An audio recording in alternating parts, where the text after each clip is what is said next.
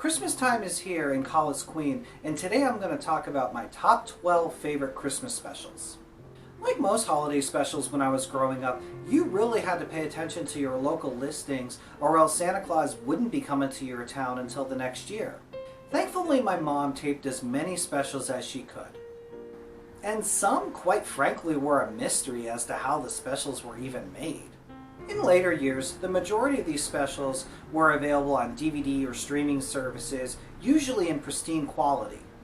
But for me though, I still prefer my old VHS tapes. The simple reason is that they contain the original commercials that aired on the broadcast. Whether it was for McDonald's, an ad for 7-Up featuring a Santa Claus poster, or Barney trying to steal Fred's Fruity Pebbles. These commercials invoke a visceral and emotional reaction and remind me of growing up. If nostalgia is a drug, watching these Christmas specials with their original commercials, well, it's a lot of nostalgia, and I thrive on it. Some of these aren't necessarily specials, but more or less Christmas episodes, but they still count in my book. Now, I know that there are some cherished Christmas specials that I did leave off my list, but this is just an opinion. Leave a comment and let me know what your favorites are. Number 12 is A Mouse, a Mystery, and Me. Television stations would often run Christmas specials in blocks, or at least back to back. And my mom, bless her heart, would tape every Christmas special she could find for me and my sisters. That being said, I have no idea where this came from. It's awful! But it was on a VHS tape with other Christmas specials, and rather than fast forward through it, I just got used to watching it every year. This special finds Santa Claus has been kidnapped. Little Stevie Mumford witnessed the whole thing, so he asks for help from local and famous mystery writer Jill Roberts. Someone stole Santa Claus! But what Stevie doesn't know is that Jill actually isn't the author of these novels, as they are ghost-written by Alex the Mouse. Hey, you were the one who wanted to remain anonymous, remember? A nanny mouse, in my case. Who would want to read a whodunit written by a rodent? Alex. But Alex, Jill, and their sidekick Amy join forces to solve the mystery of the missing Santa Claus. Alex? Information's on one of those order sheets, see? If I put you down, can you get to them? Maybe. But what about Robert Redford there? We'll distract him. Like I said, this special is awful, but out of habit I do watch it every year. Number 11 is 'Tis the Season to be Smurfy. This special has Grandpa Smurf and Sassette as the center. After a journey into town, they discover an elderly couple that is in desperate need of a Christmas pick-me-up. They ask for help amongst their community. At first, the other Smurfs are too busy preparing for their own holiday celebrations. But Papa Smurf has to remind everyone what Christmas is really about. Can you imagine Papa Smurf leaving a perfectly Smurfy Christmas Eve party to go see some old humans? Yes, I can imagine it, Brandy. Especially when there are sick, needy people who can't help themselves. But it looks like all of you were so wrapped up in your own holiday, you ignored the problems of those less fortunate. Even the Smurfs need a reminder sometimes that Christmas is about giving and sharing with others. Meanwhile, Hefty and Brainy have their own Christmas adventure confronting a thief, trying to reason with him to get him to see the error of his ways. There are two of you! Christmas spirits always come in pairs. But why are you bothering me? Because you don't have any Christmas spirit. You're supposed to be giving and sharing. What should I share? Nobody ever gave me anything. Maybe you never gave anybody the chance. Whoa! This was a fun little treat, showing that sometimes we get caught up in our own personal emotions during Christmas time and forget to think about others. Quite frankly, not realizing that not everyone has a happy Christmas to look forward to. Number 10 is the Star Wars Holiday Special. Okay, fine, I admit it. This is terrible, but I like it. I find it more fascinating than anything. The plot is simple. Chewbacca is trying to get home to celebrate Life Day with his family. I'm going to Lightspeed. That's the spirit. You'll be celebrating Life Day before you know it. And along the way we get B. Arthur. Okay, Barbarine, take a break. Mono, ci si sawa, umawaw. I don't know how long. Maybe forever. Closing me down again. Please, I have enough aggravation. Jefferson Starship. Will you light the sky on fire? The debut of Boba Fett. I have 2 droids. We've come in search of a ship that crashed near here. Maybe I can help you. I am Boba Fett. A cooking lesson. Gobble, little tongue-kill. One for the pot. Coming along. Very nice. And so much more.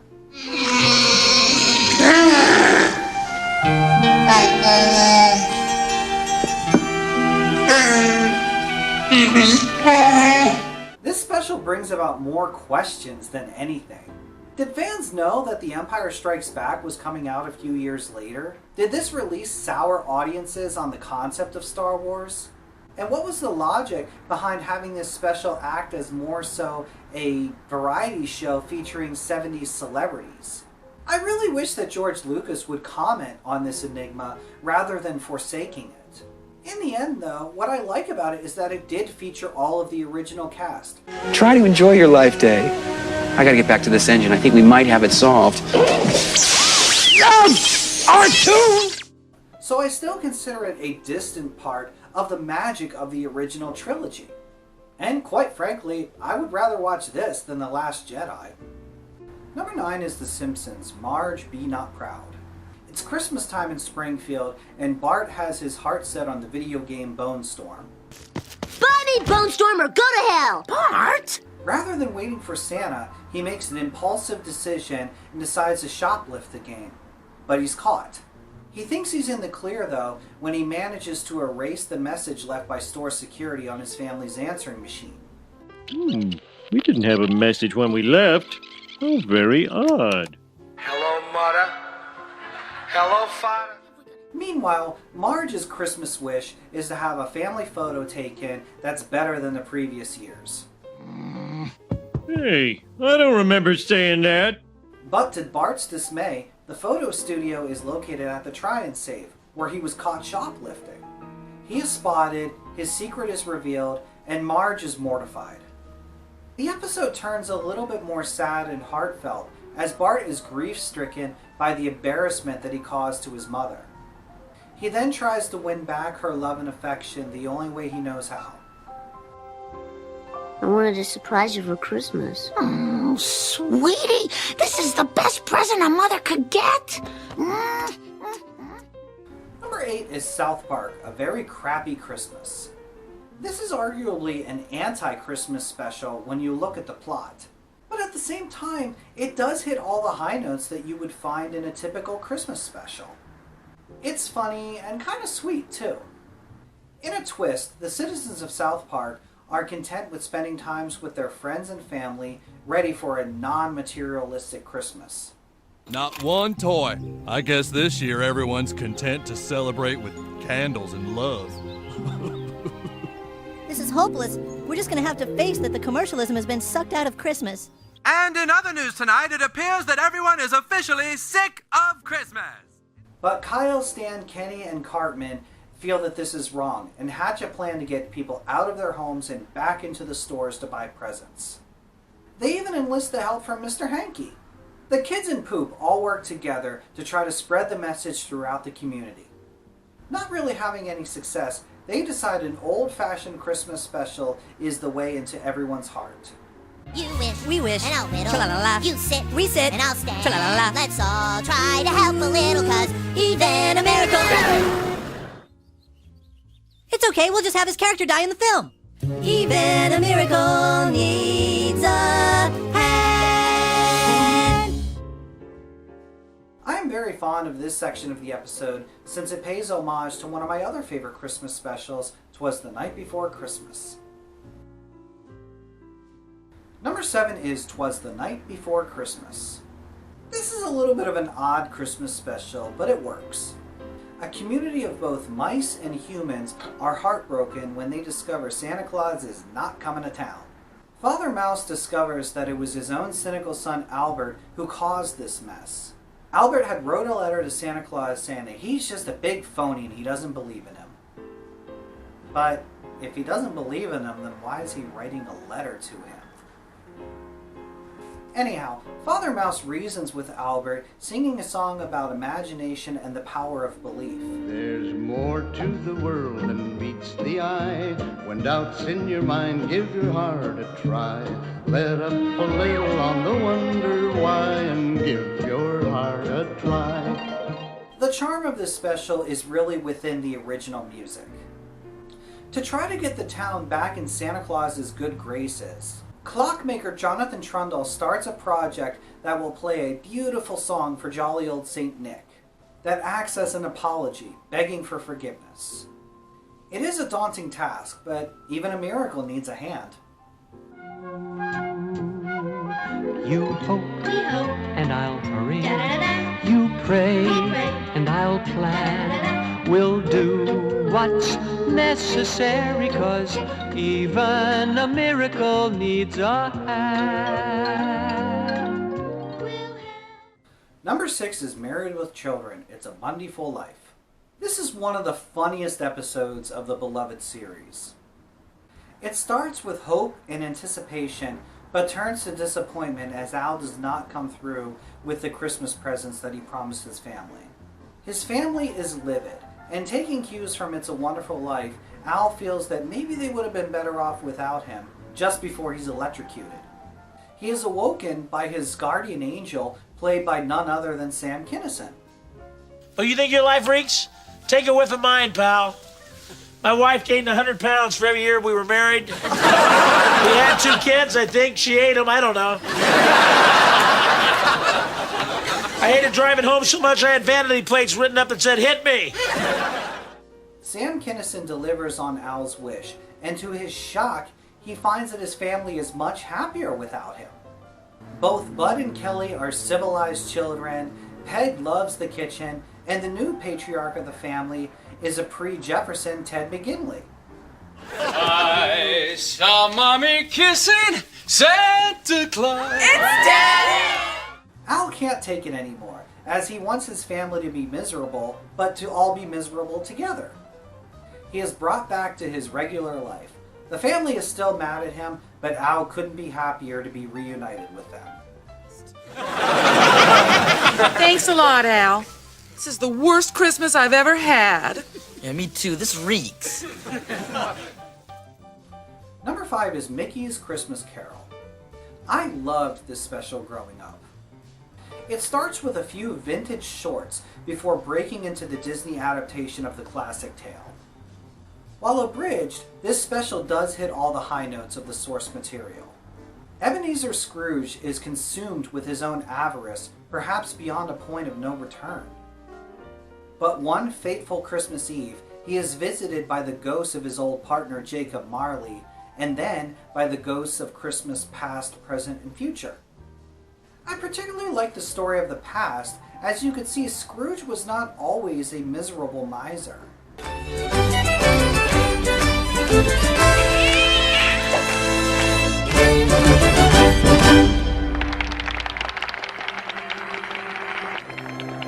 I remember how much I was in love with her. The special grows sad and pretty dark from this point, as Scrooge learns of the suffering of his employee Bob Cratchit's family, most notably his son Tiny Tim. And this takes us to the future, where tragedy has resulted where Scrooge could have helped.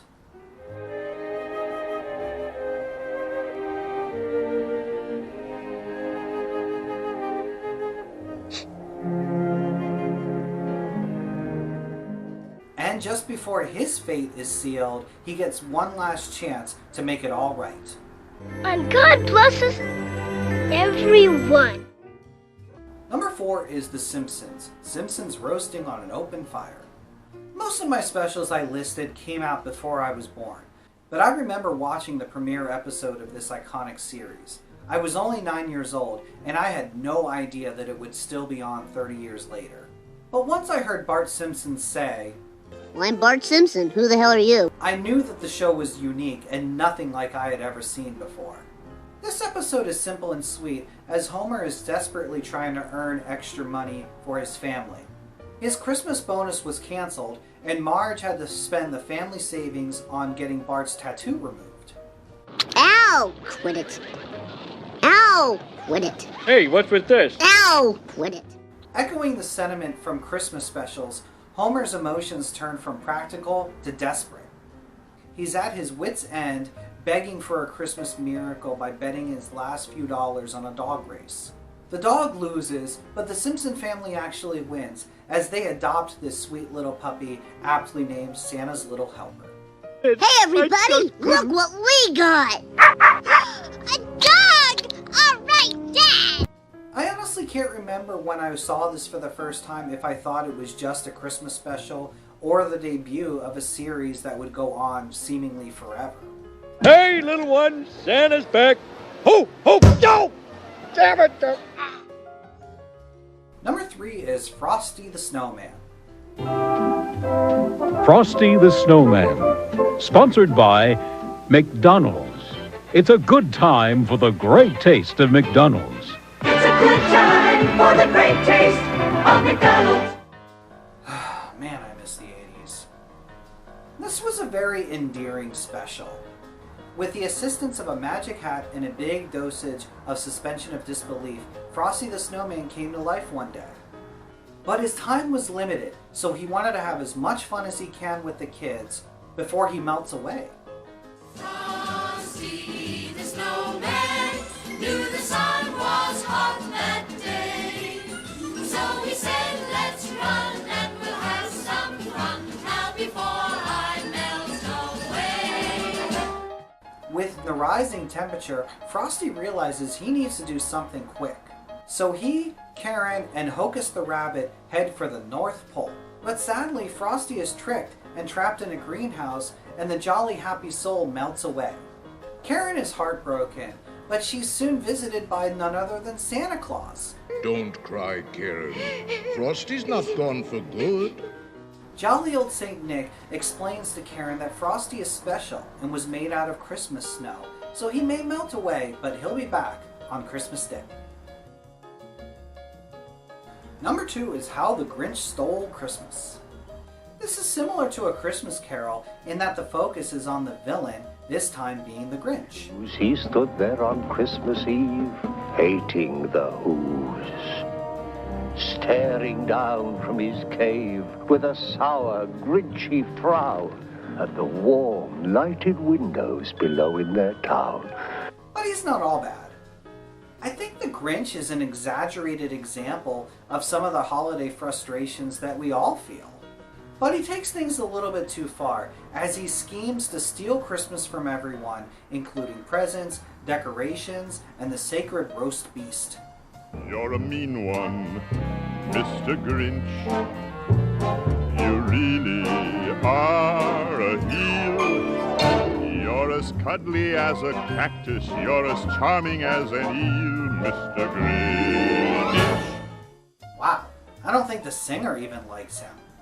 The Grinch does seemingly succeed in his plan, robbing everyone in Whoville of their Christmas. But then to his shock, he discovers that he only stole the non-important Christmas items.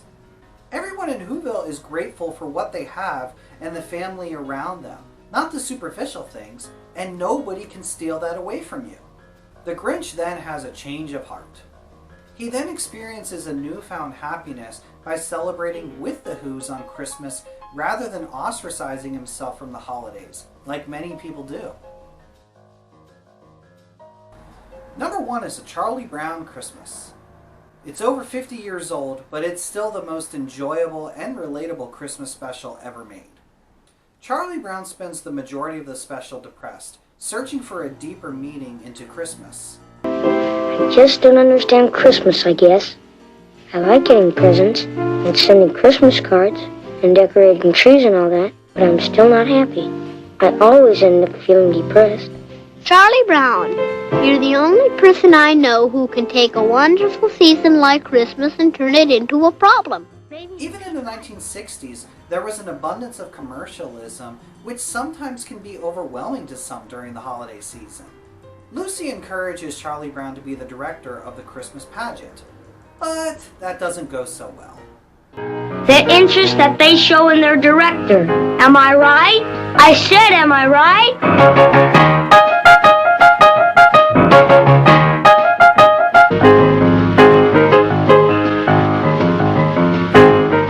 In reality, I think she was the boss to begin with.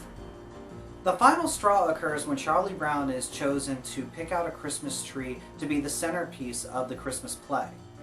You know, I love Snoopy, but it really does bother me that he would laugh at Charlie Brown like that.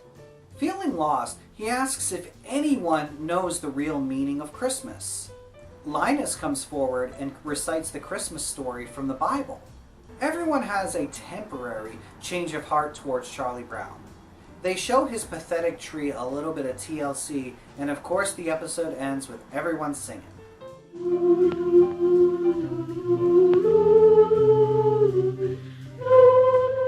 I adore this beloved classic and will always watch it every year. On top of a great story, it also has a great soundtrack, which I listen to every year the whole month of December. Thank you so much for watching, and please do leave a comment. Merry Christmas Day!